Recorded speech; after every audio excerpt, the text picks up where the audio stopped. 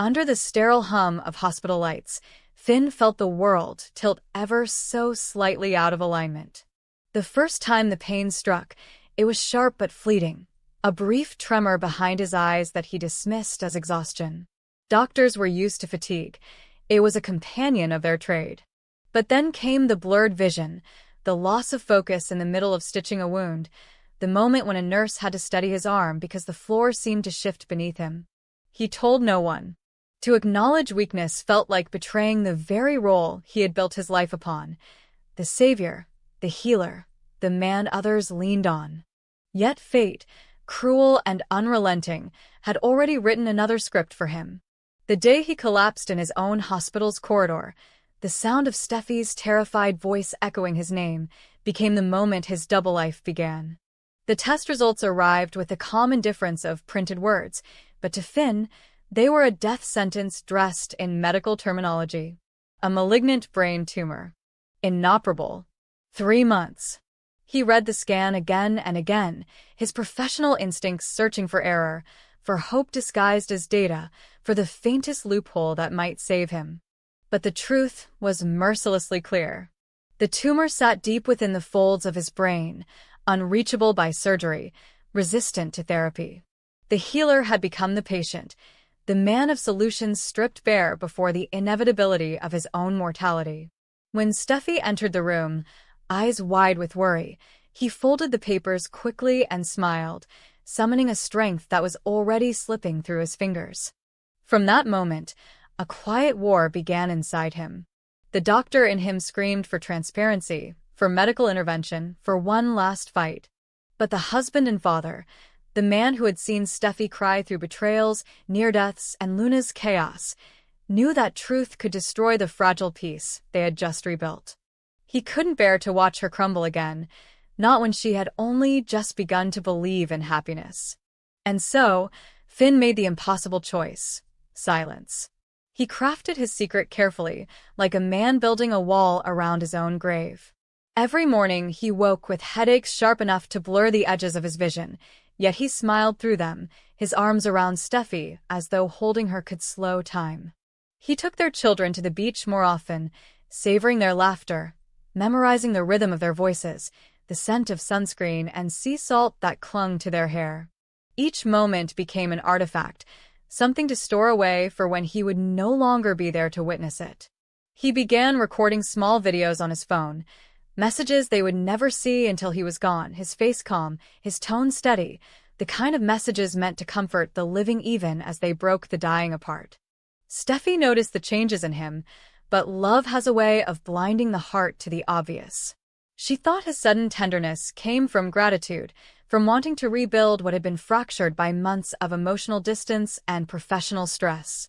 She welcomed the warmth, not realizing it was born of desperation. In the evenings, she would catch him gazing at her as if memorizing the contours of her face. When she teased him about being sentimental, he only smiled. In those moments, Finn understood that silence was both mercy and punishment. To protect her from grief, he had to live each day as if he wasn't dying. At the hospital, the duality of his life became unbearable. Colleagues noticed the tremors in his hands, the way he occasionally lost focus mid-sentence. When a nurse gently suggested he take some time off, he laughed it off, claiming stress. But as the tumor advanced, his perception of time began to fracture. Hours bled into minutes, and pain became his shadow. Still, he refused to let go. The idea of Steffi finding out, the look of devastation in her eyes, was worse than any physical agony. He wanted her memories of him to be of strength, laughter, love, not the image of a man with tubes, pale and fading beneath hospital lights. At night, when the pain became too sharp to hide, he would walk out to the cliffs overlooking the ocean. The Pacific stretched before him like eternity itself, endless and untouchable. He thought about all the lives he had saved, the surgeries he had performed, the faces of patients who had looked at him with faith.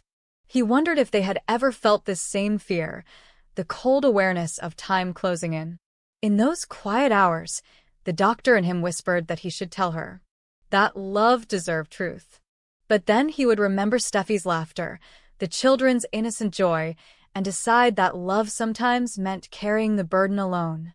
The days passed like pages turning in a book he no longer controlled.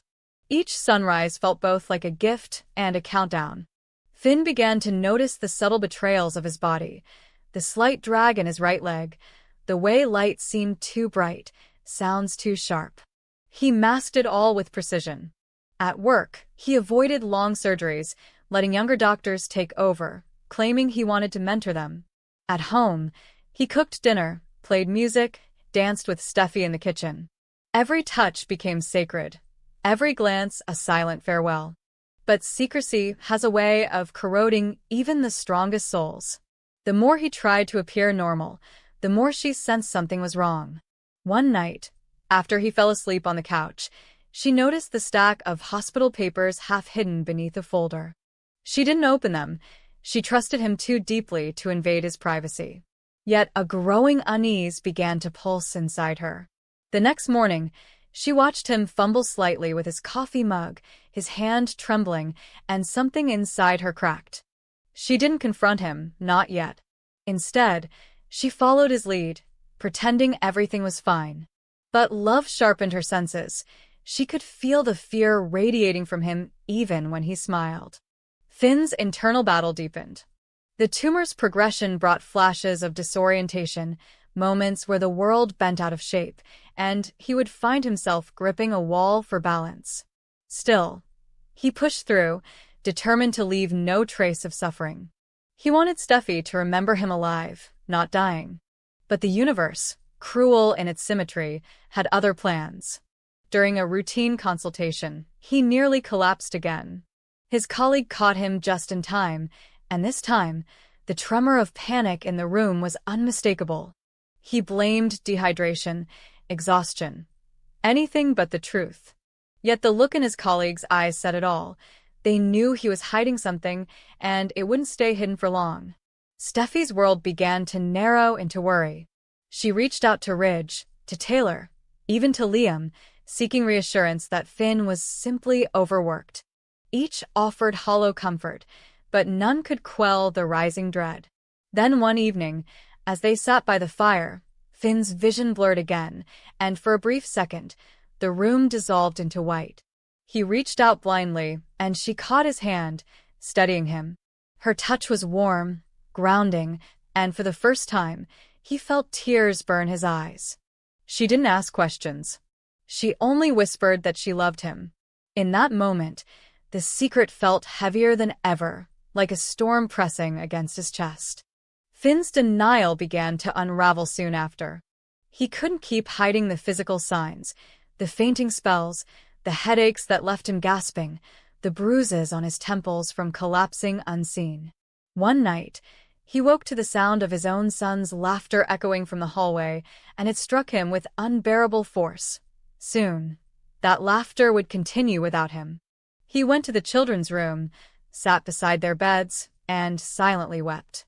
He realized then that he wasn't protecting them, he was protecting himself from the agony of watching their grief unfold.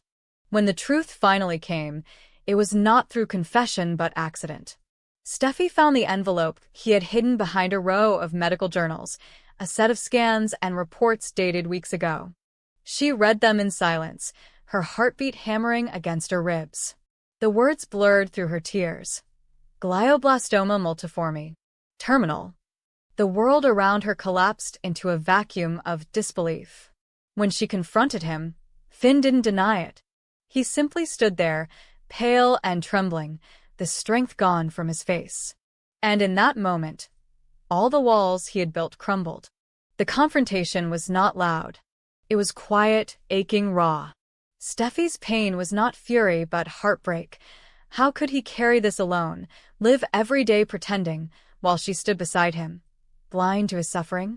He explained, haltingly, that he wanted her happiness, that he couldn't bear to see her suffer through another loss. But his reasoning, noble as it was, only deepened her grief. Love, she told him through tears, was not about shielding pain. It was about sharing it. Yet even as she held him, feeling the fragility of his body against hers, she understood the terror that had driven him. From then on, time became sacred. They stopped counting days and started living them. The hospital where Finn had built his life became a sanctuary rather than a battlefield. His colleagues, now knowing, surrounded him with quiet respect. Steffi refused to let despair define their last months. Together, they traveled to the cliffs where they had once promised each other forever. They watched the sunsets, held hands, told stories to their children, capturing fragments of joy in the face of inevitable loss. As the weeks slipped by, Finn's decline was steady but gentle. His strength waned, his words slowed, but his spirit burned brighter. He recorded messages for his children, whispered gratitude to Steffi, and even wrote letters to those he had wronged or healed. The healer within him found peace not in curing, but in surrendering, with grace.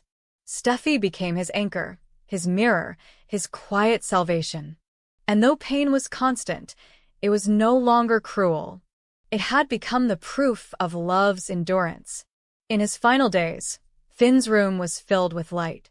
Friends visited, colleagues paid respects, and Steffi never left his side. He had once feared that truth would destroy her, but instead, it transformed her. She became unbreakable, not because she avoided pain, but because she faced it. On his last evening, as twilight folded over Los Angeles, Finn whispered that he wasn't afraid anymore. He had seen what mattered: the faces of those he loved, the laughter of his children, the resilience of the woman who had forgiven him even for dying. When he finally closed his eyes, Steffi didn't scream. She held his hand, felt the pulse fade, and knew that in some way, he hadn't left. Love had outlasted the body, memory had defeated time. The healer had healed himself, not through medicine, but through the act of loving completely. And as the ocean's waves echoed faintly in the distance, Steffi whispered to the night that she would carry his light within her, forever. The months that followed were a blur of grief and grace. Steffi returned to the hospital not as a widow seeking closure, but as a woman continuing a legacy. She founded a foundation for neurological research in his name, ensuring that Finn's fight would not end with him.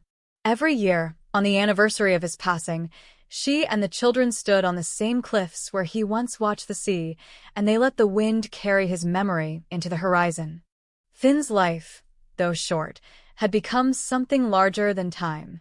It was a reminder that love, when tested by mortality, does not diminish, it deepens. The secret that once divided them had, in the end, revealed the raw truth of human fragility, that to love is to risk, to lose, and yet to live fully in the moments we are given. And in that truth, Steffi found her peace. Under the soft California sunlight filtering through the Forrester office blinds, Katie Logan felt the weight of her own invisibility pressing on her chest like an old, familiar ache. She had spent years proving herself, her instincts, her compassion, her ability to balance professionalism with heart. Yet once again, she found herself replaced, sidelined, her expertise quietly dismissed under the gleam of new contracts and public relations strategies designed to control damage rather than understand people. The revelation that Ridge and Brooke had decided to bring in an outside PR team to manage the Luna Nozawa scandal came to her like a whisper cloaked in politeness, but beneath it, Katie heard the roar of betrayal. Luna's name had already dragged too many emotions into Katie's world: confusion, pity, frustration, guilt. Family ties had blurred with professional boundaries, and now, it seemed, those same ties were strangling her. To the Forresters, perhaps she looked tired. To them, perhaps she was a liability, a woman who had allowed her heart to interfere with her judgment. When Bill Spencer heard about Katie's predicament, it awakened in him something sharp and territorial, like the echo of a past that refused to die.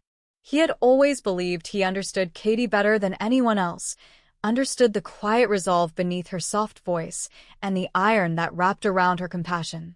To see her humiliated by Ridge and Brooke, a man he despised and a woman he once loved but no longer trusted, rekindled the storm he had tried to quiet for years. Bill had learned to control his power, to restrain the raw instincts that once defined his empire. But when it came to Katie, his restraint melted into smoke.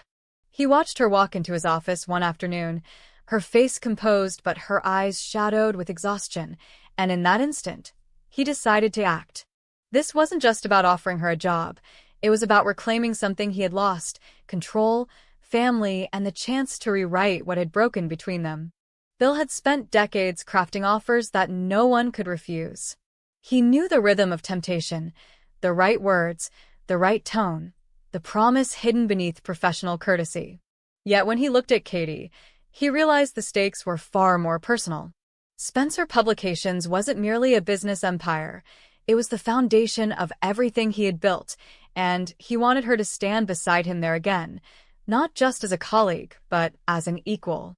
"Start over," he told her, though the words never left his lips. His proposal was lined with emotion disguised as opportunity. He painted pictures of a future where she would no longer have to answer to Ridge or Brooke, where her instincts would matter, where she would lead. And quietly, he added another dream. While joining them, the three of them together again, rebuilding the legacy he once ruined. For Katie, the offer was intoxicating and terrifying. She had long ago promised herself never to be drawn back into Bill's gravitational pull, knowing how easily he could blur the lines between affection and ambition. But she couldn't deny the thrill that came with the thought of independence, of no longer being trapped beneath Ridge's erratic decisions or Brooke's well-meaning condescension. Forrester Creations had given her prestige, yes, but also invisible shackles. Bill was offering freedom, but freedom always came at a price. She could feel his persuasion seeping into her veins like an old song she'd forgotten she knew by heart. Every word he spoke resonated with an unspoken memory of what they once had: nights of planning, of dreaming, of believing they could merge love and empire without destroying either. Meanwhile, in the Forrester building, Ridge remained oblivious to the quiet storm he had unleashed. To him, business was business. Luna's scandal needed containment, and bringing in a high-profile PR team was a rational decision. Yet his rationality was also arrogance. He had never fully understood Katie's subtle strength, the way she could calm chaos with grace instead of aggression. Brooke, too, underestimated the depth of her sister's frustration. To Brooke, Katie was resilient. She would understand. But resilience, when overused, becomes exhaustion, and understanding often curdles into resentment. The sisters had shared too many tears, too many reconciliations built on the assumption that love forgives all. This time, Katie wasn't sure forgiveness was enough. As the weeks stretched toward the end of December, the atmosphere in Los Angeles carried that deceptive calm that precedes an earthquake. Bill knew timing was everything. He chose his words like weapons polished in velvet. He pointed out, with calculated gentleness, how Ridge had acted without consulting Katie, how Brooke had simply agreed as she always did. "They see you as replaceable," his tone implied. And though he didn't say it aloud, he meant something more. "I never did." The sting of truth hit harder than he expected. For all his bravado, Bill still carried guilt for the times he had failed her, for choosing power over partnership, for letting her believe she wasn't enough.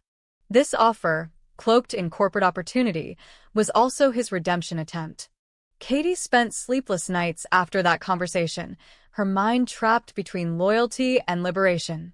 She walked through the silent halls of Forrester Creations, past portraits of elegance and ambition, and felt like a ghost moving through a museum of ideals she no longer believed in. Luna's scandal had revealed more than a PR crisis. It had shown her the fragility of reputation, how easily truth could be rewritten by those with influence. Forrester Creations had always been about image, but Katie had always sought integrity. Now, with her trust fractured, she began to see the walls closing in. Bill's offer lingered in her thoughts like an open door in a darkened room. Bill waited, but he wasn't idle. He began to make moves beneath the surface, subtle but strategic. He spoke to contacts, hinted at restructuring, even began drafting a plan that positioned Katie as a future leader of Spencer's communications division. He didn't need to pressure her. He knew she was watching, weighing, calculating. He understood the quiet pride that kept her from leaping too quickly, but he also trusted the fire that still lived beneath her calm. Ridge's arrogance had lit that fire again, and Bill would ensure it didn't go out. When he spoke of Will, how their son could learn from both of them, how the Spencer legacy could finally be whole, it wasn't manipulation. It was longing disguised as vision. Brooke eventually sensed the shift. She noticed the subtle distance in Katie's tone, the polite detachment that comes before a storm. She tried to reassure her sister that the PR decision wasn't personal, that Ridge had only acted in the company's best interest. But Brooke's words felt hollow. For years, she had unknowingly cast a shadow over Katie's ambitions, not through malice, but through habit. Brooke was the center of every story, every scandal, every salvation. Katie had become accustomed to being the supporting voice, the stable one, the understanding sister. Yet beneath that calm exterior, resentment had slowly ripened into quiet defiance. Bill's offer wasn't just about work. It was about reclaiming the parts of herself she had given away to keep the peace. The irony wasn't lost on her that the man who once broke her heart now appeared to be the only one reminding her of her worth. Bill had his flaws, too many to count, but he never doubted her strength. Ridge and Brooke, in their own way, had made her feel smaller, contained within the polite boxes of family and professionalism. At Spencer Publications, she would stand as an equal. Still, fear lingered. Returning to Bill's world meant walking into temptation, both emotional and moral. His presence had always stirred a dangerous mix of admiration and mistrust within her. Could she trust him again? Or was this another calculated game to draw her closer, only to control her once more?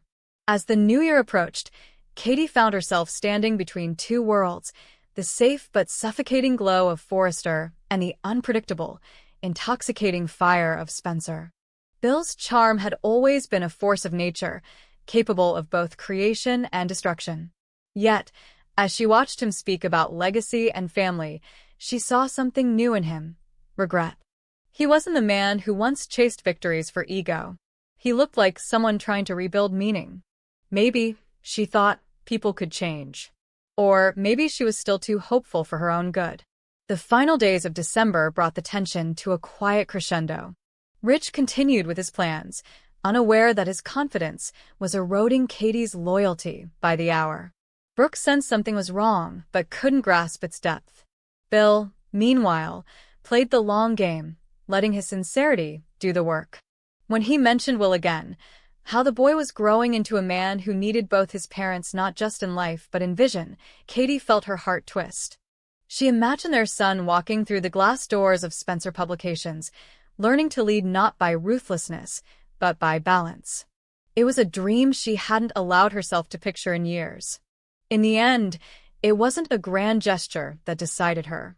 It was a quiet realization, born from exhaustion and truth.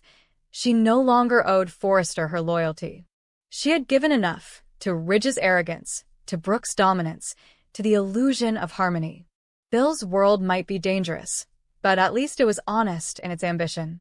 She walked into his office one final time, the late afternoon sun gilding the edges of his desk, and though she didn't speak the words yet, the decision was already made in her heart. She would return, not as the woman she was before, but as someone who finally understood that power and integrity could coexist, if only she was brave enough to claim them. For Bill, it was a victory laced with tenderness. He watched her leave that day, knowing she was still fighting her doubts, but also knowing that the first step had been taken.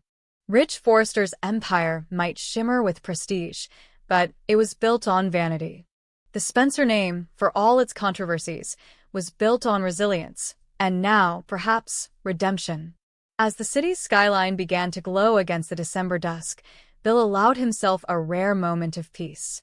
Katie was coming home, not because he manipulated her, but because she had finally remembered who she was. And deep down, that was the only kind of power that ever truly mattered.